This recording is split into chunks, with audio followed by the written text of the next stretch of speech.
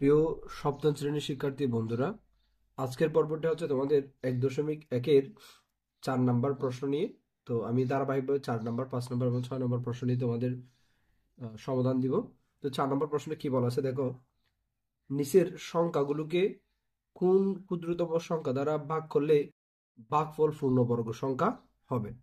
অর্থাৎ নিচে আমাদের যে 3টি সংখ্যা দেওয়া আছে, এই 3টি সংখ্যা পূর্ণবর্গ সংখ্যা নয়। তাহলে আমাদের বলা হচ্ছে এই 3টি সংখ্যাকে পূর্ণবর্গ করার জন্য কোন ক্ষুদ্রতম সংখ্যা দ্বারা ভাগ করলে এটি পূর্ণবর্গ হবে। আমরা একটা বিষয় সবসময় মনে রাখবো, যদি বলা হয় যে কোন ক্ষুদ্রতম কোন ক্ষুদ্রতম সংখ্যা দ্বারা ভাগ করলে বা কোন ক্ষুদ্রতম সংখ্যা দ্বারা গুণ করলে পূর্ণবর্গ হবে, এরকম টাইপের প্রশ্ন আসলেই আমরা হচ্ছে মৌলিক গুণনীয়কের সাহায্যে এটার পূর্ণবর্গ নির্ণয় করব। তাহলে মৌলিক গুণনীয়কের সাহায্যে পূর্ণবর্গ করতে গিয়ে যে সংখ্যাটি আমাদের, যে মৌলিক সংখ্যাটি বিজোড় থাকবে, সেই বিজোড় সংখ্যাটিকে আমাদের কি করতে হবে, বলতে হবে যে ওই সংখ্যাটি দ্বারা ভাগ করলে বা গুণ করলে পূর্ণবর্গ সংখ্যা হবে। তো আমরা সলিউশনটা দেখি কিভাবে করতে হবে। যেমন ক নাম্বারটা দেখো, 972। এটা যদি আমরা, যেহেতু জোড় সংখ্যা 2 দ্বারা ভাগ করলে হবে কত, 972, 4, 16, 8, দেন 6, আবার 2 দ্বারা ভাগ করলে হবে 243, দেন আবার 2 দ্বারা ভাগ করলে হবে, সরি এটা বিজোড় হয়ে গেছে, 2 দ্বারা যাবে না, 3 দ্বারা দেই, 3 দ্বারা দিলে 243 কে 81, 81 কে যদি আমরা আবার 3 দ্বারা ভাগ দিই তাহলে হয় 27, 27 কে 3 দ্বারা ভাগ দিলে হয় 9, 9 কে 3 দ্বারা ভাগ করলে হয় 3। দেন আমাদের মৌলিক গুণনীয়কের সাহায্যে ভাগ করা শেষ। আমরা লিখতে পারি এবার 972 সমান 2 গুণন 2 গুণন 3 গুণন 3 গুণন 3, তাহলে কয়টা 3, 1 2 3 4 5, তাহলে আমরা 5টা 3 গুণ লিখতেছি গুণ আকারে। হ্যাঁ, লেখার পর দেখো এগুলোকে আমরা যদি জোড়া করি, এগুলোকে যদি জোড়া বানাতে চাই তাহলে দেখো এই দুই মিলে এক জোড়া হয়,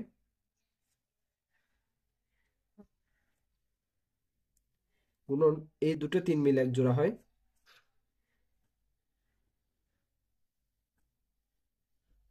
আবার এই দুটো 3 মিলে এক জোড়া, লাস্টের এই 3টা হচ্ছে আমাদের বিজোড় অবস্থায় রয়ে যাবে জোড়া ছাড়া। এই 3কে যদি কি করতে পারি, জোড়া বানাতে পারি, তাহলে এটা একটা কি হবে, পূর্ণবর্গ হবে। অথবা এই 3কে যদি আমরা সরাই দিতে পারি, বাকি সব জোড়া জোড়া থাকবে। তা আমাদের যদি এই 3কে জোড়া বানাতে হয় তাহলে 3 দ্বারা গুণ করতাম, যদি আমাদের প্রশ্ন বলে দিচ্ছে ভাগ করার জন্য, তাহলে এই 3 দ্বারা ভাগ করলে এই 3টা আসলে কি হয়ে যাবে, রিমুভ হয়ে যাবে। তো আমি ভিডিও বড় হবে এই জন্য হচ্ছে তোমাদের জন্য এই কথাগুলো লিখে রেখেছি, তোমরা এভাবেই লিখবা আর কি। তাহলে দেখো এখানে কি লিখলাম, এখানে 972কে মৌলিক গুণনীয়কের সাহায্যে বর্গমূল নির্ণয় করতে গিয়ে দেখা যায় যে 3 বিজোড় অবস্থায় আছে। সুতরাং 972কে 3 দ্বারা ভাগ করলে সংখ্যাটি একটি কি হবে, পূর্ণবর্গ সংখ্যা হবে। তারপর আমরা পরবর্তী প্রশ্নটা দেখব। ক নম্বর প্রশ্ন আমাদের আছে 4056। এটা দেখো 4056কে যদি আমরা কি করি, মৌলিক গুণের সাহায্য করি, তাহলে প্রথমত 2 দ্বারা ভাগ করব, 2 দ্বারা করলে হবে যে 2 0 2 8, দেন আবার 2 দ্বারা ভাগ করলে হবে যে 1 0 1, দেন 4, যেহেতু জোর আবার 2 দ্বারা ভাগ করলে 5 0, দেন 7 2 14 7। এই 507কে আমরা বিভিন্ন সংখ্যা দিয়ে ভাগ করব, ভাগ করার ট্রাই করব। তো 5 সংখ্যা দিয়ে 3 দিয়ে যায় কিনা দেখবো, 3 দিয়ে যাচ্ছে না। তো এরপর হচ্ছে যেহেতু শেষে 7, সুতরাং 5 দিয়েও যাবে না, 2 দিয়ে যেহেতু আর যাচ্ছে না, যেহেতু 7 দিয়ে যাওয়ার কোনো প্রশ্নই ওঠে না, 6 দিয়েও যাবে না, 7 দিয়েও যাবে না। এভাবে করতে হতে আমরা যদি এই সংখ্যাটিকে 13 দ্বারা ভাগ করি, তাহলে দেখা যায় যে এটা হচ্ছে কত, 169। আবার 169 হচ্ছে 13 বর্গ না, আবার 13 দিয়ে ভাগ যাবে, 13 দিয়ে ভাগ করলে হচ্ছে এটা কত, 13। এবার আমরা লিখতে পারি 4056 সমান 2 গুণন 2 গুণন 2 গুণন 13 গুণন 13 গুণন 13। এবার দেখো তো একটু আমরা বলতে পারি এটি একটি জোড়া, আবার এই দুটো জোড়া নয়, 13 এটি একটি জোড়া। ঠিক আছে, খেয়াল করো তো 2 এবং 13। ঠিক আছে, 2 এবং 13 এই দুটো কি আছে, সিঙ্গেল অবস্থা আছে না? তো 2 এবং 13 গুণ করলে কত হয়? 2 এবং 13 গুণ করলে হচ্ছে 26।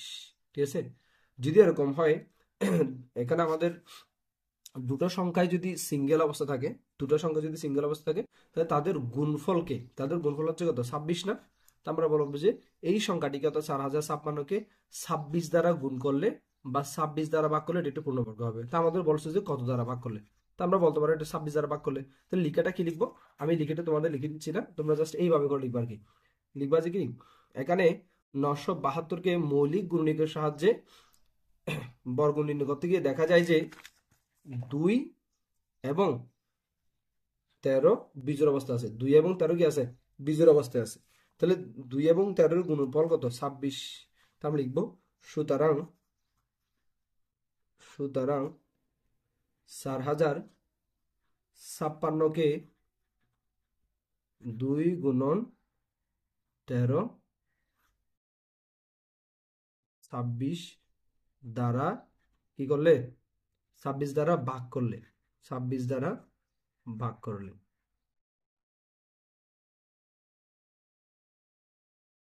সংখ্যাটি একটি পূর্ণবর্গ হবে।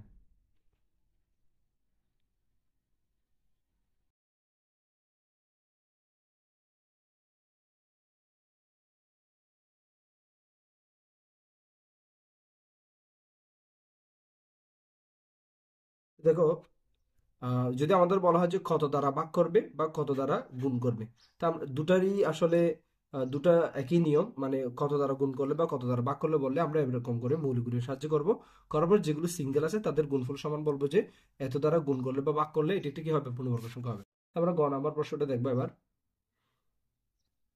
তাহলে দেখো, গ নাম্বার আছে 21952।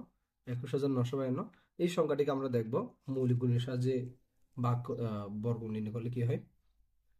যেহেতু এটা একটা জোড় সংখ্যা, তাহলে আমরা 2 দ্বারা দিব শুরুতেই। 2 দ্বারা ভাগ করলে হবে যে 1 0, তাহলে 9, এদিকে ছিল তোমার 18, তাহলে 9, দেন তাহলে 15, 7 গুণ 14, 7 বার 1 12, 6 বার। যেহেতু আবার জোড় সংখ্যা, তো এটাকে আমরা আবার 2 দ্বারা ভাগ করবো। 2 দ্বারা ভাগ করলে হয়েছে কত? 10-এর মধ্যে 5, তারপর 9-এর মধ্যে 4, 1 বাকি থাকবে 17 16, তাহলে 8 2 গুণ 16, 1 8 2 গুণ 16।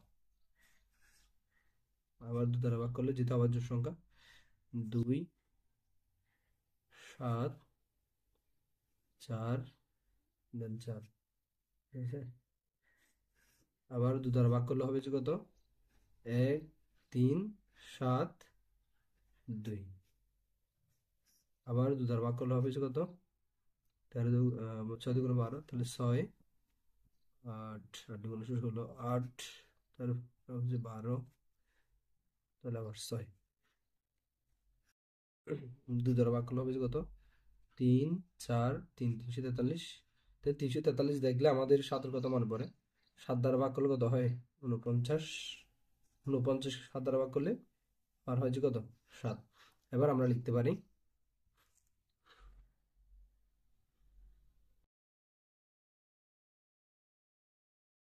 952 সমান 2 কয়টা? 1 2 3 4 5 6, 6টা 2 জোড়া, 2 জোড়া, 3 জোড়া, 3 জোড়া 2 পেলাম, তারপর 7 পেলাম 3টি, তাহলে 7 এক জোড়া, আর একটা 7 কি থাকবে? সিঙ্গেল থাকবে। তাহলে কথাটা তোমরা আগের মতোই লিখবা আর কি। লিখবা যে 21952কে মৌলিক গুণনীয়কের সাহায্যে বর্গ নির্ণয় করতে গিয়ে দেখা যায় 7 বিজোড় অবস্থা আছে, সুতরাং এটি কি নয়? পূর্ণবর্গ সংখ্যা নয়। তাহলে এই সংখ্যাটিকে 7 দ্বারা ভাগ করলে এটি কি হবে? পূর্ণবর্গ সংখ্যা হবে। সুতরাং সুতরাং 21952কে 7 দ্বারা 7 দ্বারা ভাগ করলে এটি পূর্ণবর্গ সংখ্যা হবে, পূর্ণবর্গ সংখ্যা হবে। যদি আমাদের আসতো কত দ্বারা গুণ করলে, তো আমরা বলতাম যে 7 দ্বারা গুণ করলে, অর্থাৎ 7টা আমাদের কখনো জোড়া বানাতে হবে, কখনো রিমুভ করতে হবে। তো এই অবস্থা আমরা ভাগ করে 7টা কি করতেছি, রিমুভ করে ফেলতেছি। আর যদি গুণ বলতো তাহলে আরেকটা 7 নিয়ে আসলে আরেকটা 7 বেড়ে যেত, তখনও পূর্ণবর্গ সংখ্যা আমাদের হতো। এবার আমরা আমাদের বইয়ের 5 নম্বর প্রশ্ন দেখব। এবার আমরা 5 নম্বর প্রশ্নটি দেখব। 5 নম্বর প্রশ্নে বলা আছে 4639 থেকে কোন ক্ষুদ্রতম সংখ্যা বিয়োগ করলে বিয়োগফল একটি পূর্ণবর্গ সংখ্যা হবে।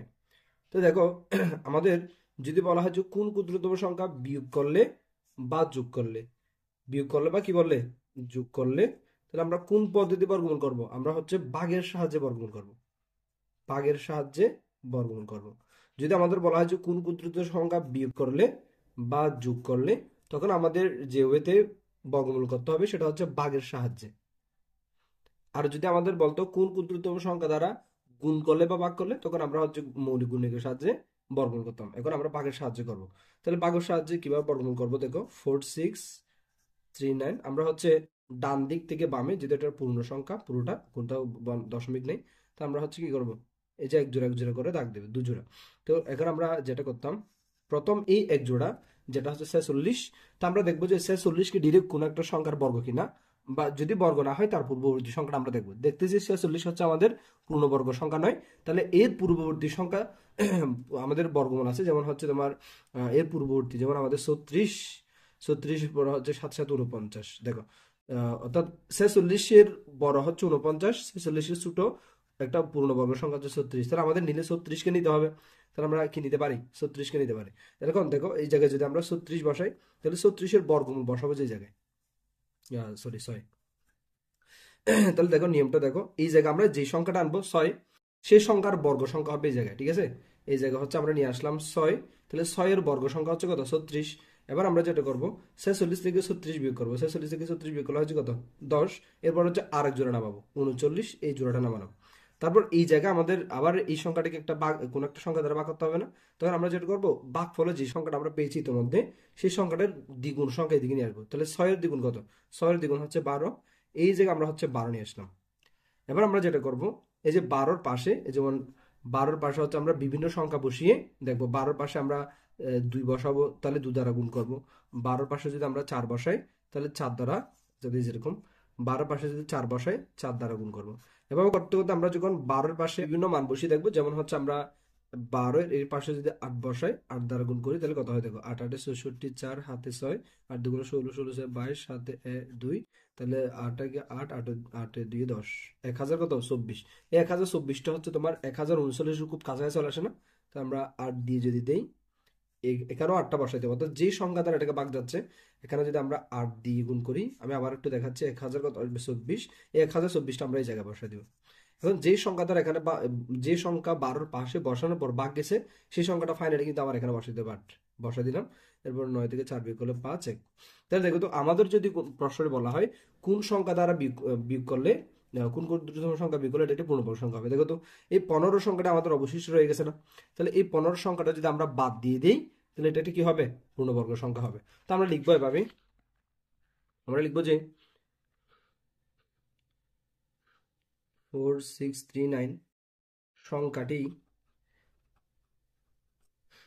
ভাগের সাহায্যে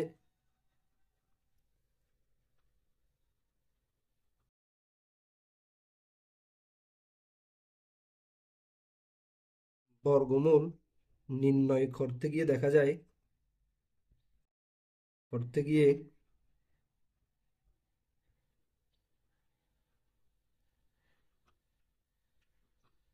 দেখা যায় যে 15 অবশিষ্ট রয়ে যায়, 15 অবশিষ্ট থাকে, ঠিক আছে, 15 অবশিষ্ট থাকে, 15 অবশিষ্ট থাকে। তাহলে সুতরাং, সুতরাং 15 বিয়োগ করলে, 15 বিয়োগ করলে বিয়োগফল, বিয়োগফল কি হবে, একটি পূর্ণবর্গ সংখ্যা হবে, বিয়োগফল একটি পূর্ণবর্গ সংখ্যা হবে। পূর্ণবর্গ সংখ্যা হবে। ডান। তো এবার আমরা পরের প্রশ্নটা দেখবো। এবার দেখো আমাদের 6 নম্বর প্রশ্নে কি বলা হচ্ছে। বলা হচ্ছে 5605-এর সাথে কোন ক্ষুদ্রতম সংখ্যা যোগ করলে যোগফল একটি পূর্ণবর্গ সংখ্যা হবে। কোন ক্ষুদ্রতম সংখ্যা যোগ করলে বা বিয়োগ করলে বলে আমরা সবসময় ভাগের সাহায্য করবো। তো আমরা আগে এটা ভাগের সাহায্যে বর্গমূল করে দেখি আসলে কি হয়। দেখি 5605, তো আমরা ভাগের সাহায্যে বর্গমূলের নিয়মটা হচ্ছে এরকম, এক জোড়া করে মিলাবো ডান দিক থেকে বামে, তাহলে 2 জোড়া পেলাম। এবার আমাদের নিয়মটা ছিল যেরকম, প্রথম যে জোড়াটা আমরা পাবো 56, ওই প্রথম জোড়াটার মধ্যে আমাদের কি করতে হবে, হয় ওই সংখ্যাটি, না হয় এই পূর্ববর্তী কোনো একটা সংখ্যার বর্গ সংখ্যা দিয়ে এটাকে ভাগ করা লাগবে। তা আমরা যদি দেখি আমাদের 6-এর বর্গ হচ্ছে কত, 36, 7-এর বর্গ হচ্ছে 49, 8-এর বর্গ হচ্ছে আমাদের 64। তাহলে দেখো তো এই সংখ্যাগুলোর মাঝামাঝি আমরা যদি দেখি 49, 49-এর সে বড় হচ্ছে 64, তাহলে 64 নিতে পারবো না, কিন্তু 64 ছোট আমরা 49 নিতে পারবো। তো আমরা বলতে পারি 56-এর পূর্ববর্তী একটা বর্গ সংখ্যা হচ্ছে আমাদের 49 নিলাম। এখন 49 সংখ্যাটি বর্গমূল কত, বর্গমূল হচ্ছে 7। এখানে বসাতে হবে বর্গমূল, অর্থাৎ 7 বসালে 7কে 7 দ্বারা গুণ করলে 49। তাহলে এখানে যে সংখ্যাটি বসাবো তার বর্গ সংখ্যা এই জায়গায় বসাতে হবে, এটা আমাদের প্রথম নিয়ম। তারপর হচ্ছে আমাদের 56 থেকে যদি আমরা 49 বিয়োগ করি, তাহলে দেখো 7, এটা হচ্ছে 0, এখন বিয়োগ করলে 7 হয়, আরেক জোড়া নামাবো 0, 5। এবার আরেক জোড়া নামানোর পর আমরা এটাকেও একটা সংখ্যা দ্বারা ভাগ করব। তবে কোন সংখ্যা দ্বারা ভাগ করতে হবে সেটা আমাদের নিয়মটা ছিল যেরকম, এই পাশে ইতিমধ্যে যে ভাগফলটা আমরা পাবো তার দ্বিগুণ এই পাশে নিয়ে আসতে হবে। তাহলে 7-এর দ্বিগুণ কত, 7-এর দ্বিগুণ 14। এবার আমরা যেটা করব, যে 14 যে সংখ্যাটা পাইছি তার পাশে 1 বসাবো, 1 বসালে 1 দ্বারা গুণ করবো, 1 দ্বারা গুণ করলে 141। আমাদের সংখ্যাটা অনেক বড়, তো আমরা এভাবে 14-এর পাশে 2 বসাবো, 2 দ্বারা গুণ করবো, 14-এর পাশে 3 বসাবো, 3 দ্বারা গুণ করবো, গুণ করে দেখবো মানটা কত আসে। আবার 14-এর পাশে 4 বসাবো, গুণ করলে কত আসে দেখবো। তো আমি এই তোমাদের এটা দেখাচ্ছি। দেখো 14-এর পাশে যদি আমরা 4 বসাবো এবং 4 দ্বারা যদি গুণ করি, তাহলে আমাদের গুণফলটা কত আসে, 4 4 16, হাতে 1, 4 4 16, 1 17, 17 7 হাতে 1, তাহলে 4 একে 4, 4 একে 5, তাহলে 500 কত, 76 না, 576। তো তোমরা যদি 14-এর পাশে যদি 5 বসাও, দেখবা যে মানটা একটু বড় চলে আসবে। আমি দেখাচ্ছি না, তোমরা নিজেরা দেখবা। এবং এর সারের সে ছুটে নিলে আবার মানটা ছুটে আসবে। তো আমাদের যেহেতু রাইট ওয়েতে নিতে হবে, সেজন্য প্রপারলি যদি আমরা নিতে চাই তাহলে আমাদের 4 দ্বারা নিতে হবে। তাহলে এই পাশে যদি আমরা 4 বসাই এবং 4 দ্বারা যদি গুণ করি, মানটা আসবে কত, 576। কত আসবে, 576। তাহলে এই 576 সংখ্যাটা আমরা এই জায়গায় বসাই দিলাম। তাহলে 705 থেকে 576 বিয়োগ করলে 9, দেন 2, 1, 129। এখন খেয়াল করো, যে সংখ্যাটা বসানোর পর আমি হচ্ছে এই 705-কে ভাগ দিতে পারছি, সেই সংখ্যাটা কিন্তু আমার মেইন ভাগফলে বসিয়ে দেবো, কারণ এটাই আলটিমেটলি আমার কি আসবে, বর্গ সংখ্যা, বর্গমূল আসবে। তাহলে আমরা 4 সংখ্যাটা এখানে বসাই দিব। এবার দেখা যাচ্ছে, তা আমরা যুক্তি দিব এভাবে। দেখো আমরা বলতে পারি 5605-কে ভাগের সাহায্যে বর্গমূল নির্ণয় করতে গিয়ে দেখা যাচ্ছে 129 অবশিষ্ট রয়েছে। তো 129 অবশিষ্ট থাকলে এটা একটা পূর্ণবর্গ সংখ্যা নয়, তা আমরা লিখবো যে এটি একটি পূর্ণবর্গ সংখ্যা নয়। তো 129 বাদ দিলে এটা কি হবে, 129 বিয়োগ করলে এটা একটা পূর্ণবর্গ সংখ্যা হতো। বাট আমাদের বিয়োগ করার কথা বলে, যোগ করার কথা বলছে। যদি বিয়োগ বলতো আমরা 129 ডিরেক্ট বিয়োগ দিয়ে দিতাম, তাহলে এটার সাথে আরেকটা সংখ্যা যোগ করা লাগবে। সেক্ষেত্রে আমরা লেখাটা কিভাবে লিখবো, তো দেখো এটার সাথে বিভিন্ন, অর্থাৎ 5605-এর সাথে আমরা বিভিন্ন সংখ্যা যোগ করে কিন্তু পূর্ণবর্গ সংখ্যা বানাতে পারি। কিন্তু আমাদের বলে দিছে যে একদম সর্বনিম্ন কোন ক্ষুদ্রতম সংখ্যাটা বসালে এটি একটি কি হবে, পূর্ণবর্গ সংখ্যা হবে, অর্থাৎ কোন ক্ষুদ্রতম সংখ্যা যোগ করলে। তো আমাদের একদম খুবই ছোট মানের একটা সংখ্যা যোগ করলে এটার পূর্ণবর্গ বানাতে হবে। বিভিন্ন সংখ্যা বসিয়ে তুমি পূর্ণবর্গ বানালে হবে না, জাস্ট ক্ষুদ্রতম সংখ্যাটি আমাদের চুজ করতে হবে। তো দেখো আমি কিভাবে লিখতেছি। তাহলে দেখো লেখাটা তোমরা কি লিখবা, লিখবে যে যেহেতু সংখ্যাটি বর্গমূল নির্ণয় করতে গিয়ে দেখা যায় যে 129 ভাগশেষ থেকে যায়, সুতরাং 5605 সংখ্যাটি কি নয়, পূর্ণবর্গ নয়, যেহেতু 129 অবশিষ্ট আছে। তা আমরা লিখলাম 5605-এর সাথে ক্ষুদ্রতম একটি সংখ্যা যোগ করলে যোগফল একটি কি হবে, পূর্ণবর্গ হবে। অর্থাৎ কোন ক্ষুদ্রতম সংখ্যাটি যোগ করতে হবে, তাহলে লিখো, তখন বর্গমূল হবে কত দেখো। আচ্ছা, আমাদের এখন বর্গমূল হচ্ছে 74। যদি সংখ্যাটা এখন সংখ্যাটা হচ্ছে তোমার কি নয়, পূর্ণবর্গ নয়, তো আমরা লিখতেছি কি এটার সাথে কোনো একটা সংখ্যা যোগ করতে হবে। তো যোগ করলে এটা যদি আর একটু বড় হয়, তো বড় হলে সংখ্যাটা হচ্ছে এই যে বর্গমূল সেটা 74 না হয়ে 75 হবে না, একটু হলেও পারবে না, তাহলে পরবর্তী বর্গমূলটা অবশ্যই কত হতে হবে? 75। কেননা আমাদের ক্ষুদ্রতম সংখ্যাটা চেয়েছে, বর্গমূল কিন্তু 74, 75, 76 অনেক রকম হতে পারে, বাট আমাদের ক্ষুদ্রতম যদি বলছে তাহলে কমপক্ষে এক বাড়বে, 74 এর সাথে এক যোগ করলে কত হবে? 75। তাহলে আমরা লিখতে পারি সুতরাং বর্গমূল হবে কত? পরবর্তী বর্গমূলটা হবে তখন আমাদের এখন পাইছে 74, তার সাথে এক যোগ হবে অর্থাৎ 75। দেখুন 75 যদি হতে হয়, এটা তো আর 75 হয় নাই, তাই না? তো 75 যদি হতে হয় তাহলে আমাদের কোন ক্ষুদ্রতম সংখ্যা যোগ করতে হবে দেখো। তখন সুতরাং নির্ণেয় ক্ষুদ্রতম সংখ্যা, নির্ণেয় ক্ষুদ্রতম সংখ্যাটি হবে কত?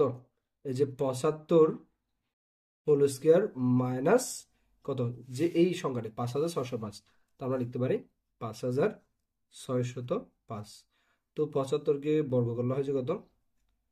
5625 মাইনাস 5605, তাহলে মান আসে আমাদের 20, অর্থাৎ 20 যোগ করলেই সংখ্যাটা একটা কি হবে? পূর্ণবর্গ সংখ্যা হবে। এখন তোমাদের মনে প্রশ্ন হতে পারে 20 যোগ করলেই পূর্ণবর্গ সংখ্যা হবে, অন্য কোনো সংখ্যা যোগ করলে কি পূর্ণবর্গ হবে না? তো তোমাদের জন্য আমি কিছু সংখ্যা তোমাদের বলে দিচ্ছি। যেমন 5605 এর সাথে যদি তোমরা কত যোগ করো, তোমরা যদি 171 যোগ করো, যে সংখ্যাটি পাবে সেই সংখ্যাটা হচ্ছে তোমাদের 5776। এই সংখ্যাটাও কিন্তু একটা পূর্ণবর্গ সংখ্যা হবে।